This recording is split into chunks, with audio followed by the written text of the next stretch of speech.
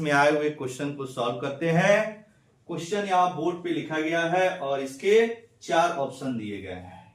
आप लोग क्वेश्चन एक बार रीड कीजिए, उसके बाद आप लोग सॉल्यूशन को देखेंगे। क्लियर? क्वेश्चन बोल रहा है कि 2 मास दिए गए हैं। सपोज एक मास को हमने मान लिया m1 जिसकी वैल्यू 10 kg है, और दूसरा मास है उसको हमने मान लिया m2, इसकी वैल्यू दिया हुआ है 20 kg। क्लियर?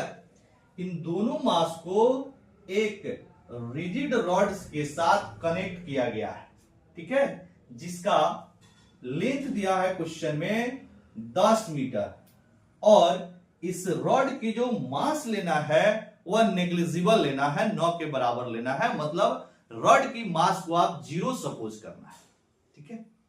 अब इसके बाद हम लोग से पूछा जा रहा है कि ये जो सिस्टम है, इस सिस्टम का सेंटर ऑफ मास कहां पे लाई करेगा, और वह भी डिस्टेंस आपको कहां से निकालना है, m1 से, मतलब 10 kg से आपको सेंटर ऑफ मास का डिस्टेंस निकालना है, ठीक है। तो ये हम लोग का क्वेश्चन है। अब इसको हम लोग सॉल्व कैसे करेंगे? सबसे पहले आप क्या कीजिए, एक एक्सिस सपोज कर लीजिए, ठीक है, कोऑर्डिनेट एक्सिस, और ओरिजिन आप कहां पे लेंगे, जहां पर m1 है। इससे आपको फायदा क्या होगा कि जो सेंटर ऑफ मास निकलेगा वह कहां से उसकी डिस्टेंस निकल जाएगी, तो m1 यानी 10 kg से उसकी डिस्टेंस निकल जाएगी, ठीक है। तो हम लोग क्या करेंगे, यहां पर एक एक्सिस ले लेंगे, ठीक है, और इसका ओरिजिन हम लोग m1 के पास ले लेंगे। सपोज ये y एक्सिस हो गई, ये z एक्सिस हो गई, और रड जिस एक्सिस पे है उसको हमने x एक्सिस मान लिया, ठीक है। तो अगर हम लोग m1 का कोऑर्डिनेट निकालेंगे तो m1 का कोऑर्डिनेट हो जाएगा 0, 0, 0, मतलब x1 y1 z1 तीनों हो जाएगा 0, और जब आप m2 का कोऑर्डिनेट निकालेंगे तो ये हो जाएगा 10, 0, 0, क्योंकि आपका जो रड है वह x एक्सिस पे है, इसीलिए इसका y और z दोनों कोऑर्डिनेट क्या होगा, 0 होगा। अब देखिएगा आपका यहां पर अगर हम लोग y सेंटर ऑफ मास निकालेंगे तो वह भी 0 होगा, और z सेंटर ऑफ मास निकालेंगे वो भी 0 होगा। क्यों? क्योंकि y सेंटर ऑफ मास जब निकालेंगे तो देखेंगे यहाँ पे y1 और y2 दोनों वैल्यू 0 है, ठीक है, इसीलिए y सेंटर ऑफ मास 0 हो जाएगा। और जब z सेंटर ऑफ मास निकालेंगे तो यहाँ पे देखेंगे z1 और z2 की वैल्यू भी क्या है, 0 है, तो z सेंटर ऑफ मास भी 0 होगा। इसका मतलब क्या है कि जो आपका सिस्टम का सेंटर ऑफ मास लाई करेगा वो x एक्सिस के अलोंग लाई करेगा।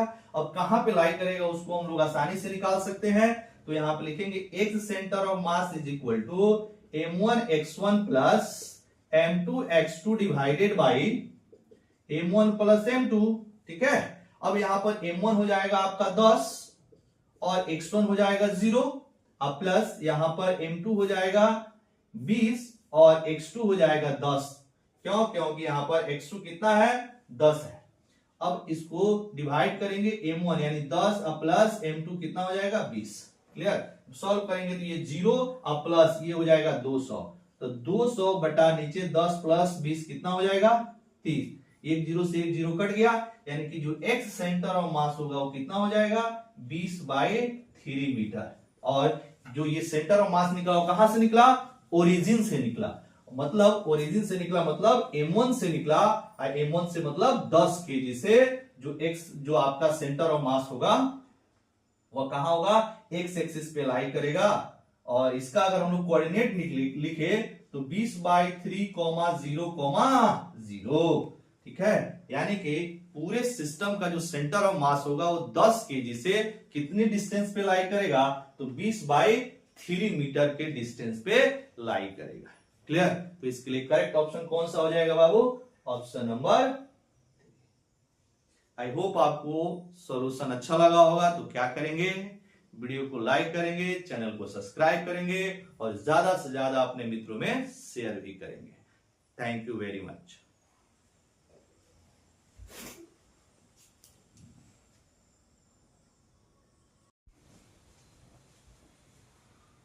हेलो स्टूडेंट, आइए हम लोग नीट 2000